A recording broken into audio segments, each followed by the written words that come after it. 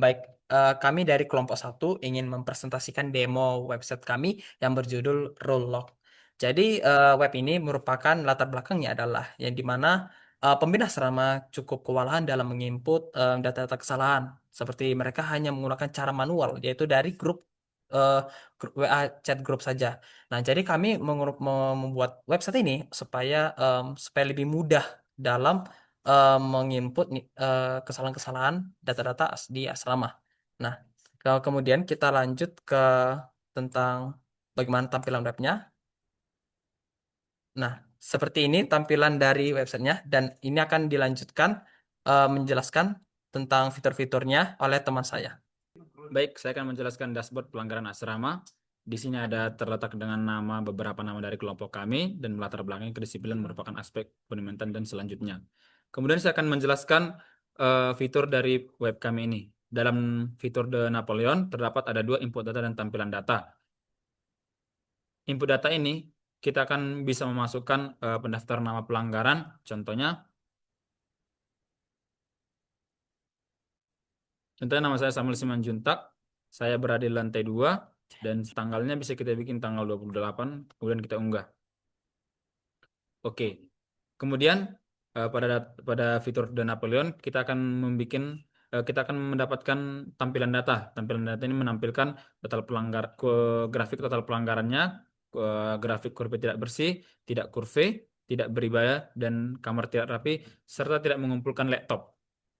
Kemudian pada fitur dan Napoleon terdapat ada dua fitur juga, yaitu input data dan tampilan data. Kita juga bisa menginput nama pelanggaran, nama seorang pelanggar, ada lantainya, ada kamar, kemudian kategori kesalahan dan tanggalnya.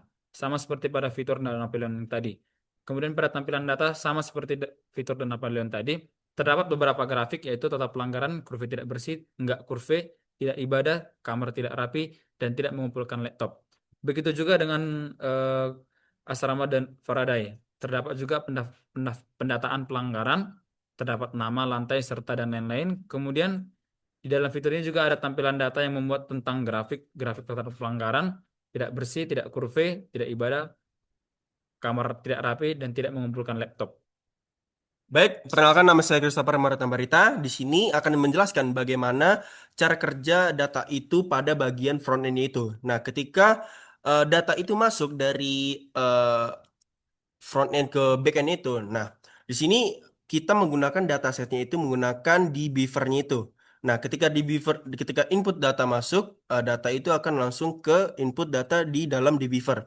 Nah, di sini di beaver ada eh, tiga set ini, yaitu adalah data pelanggaran di Napoleon, data pelanggaran di Newton dan Faraday. Nah, ketika ada misalnya input masuk untuk mendata pelanggaran.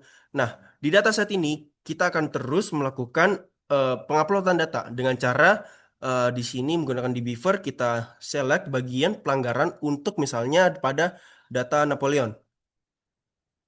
Nah, di sini bisa kita lihat data-data yang masuk sudah sekitar ada 60 halaman.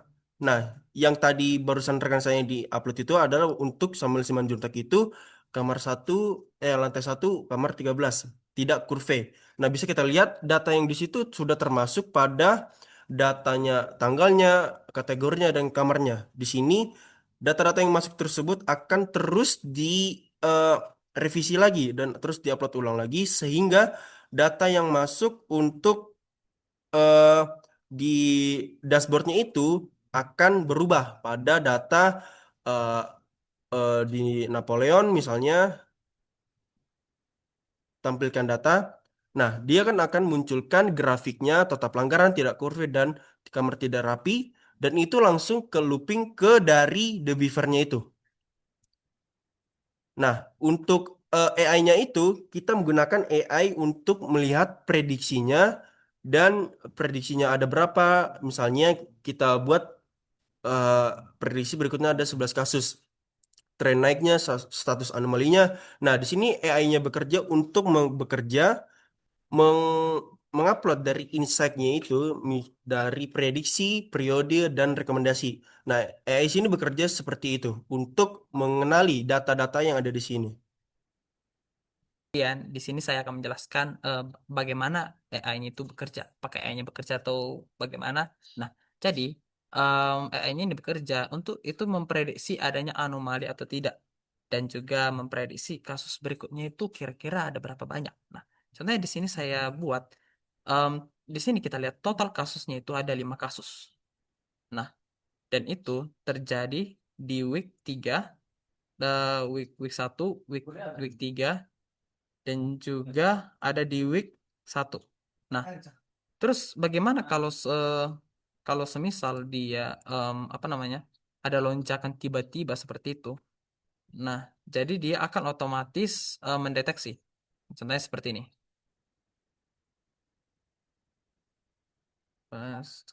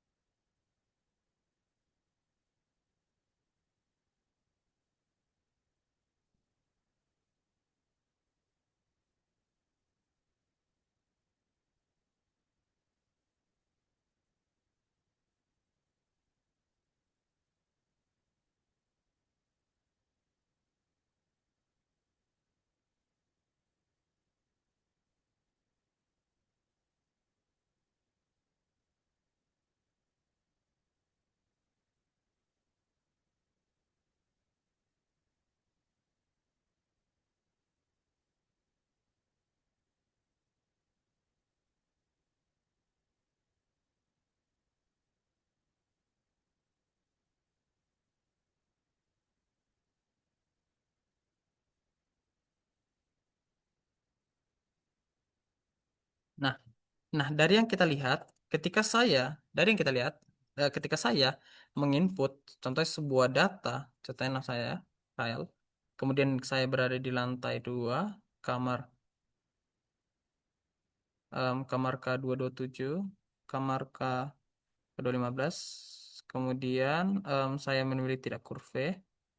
Nah, setelah itu saya upload.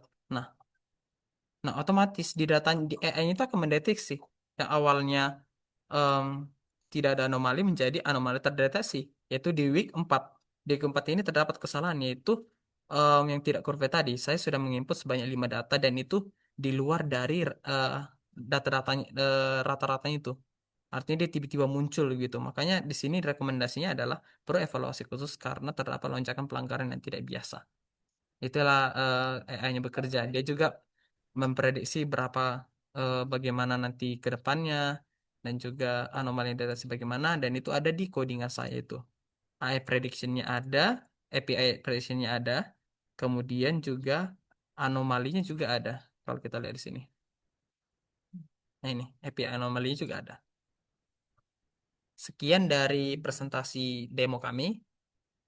Kami dari kelompok 1 yang mengucapkan jika ada kata-kata yang salah, kami mohon maaf. Dan eh, hanya itu saja demo yang bisa kami tampilkan. Terima kasih.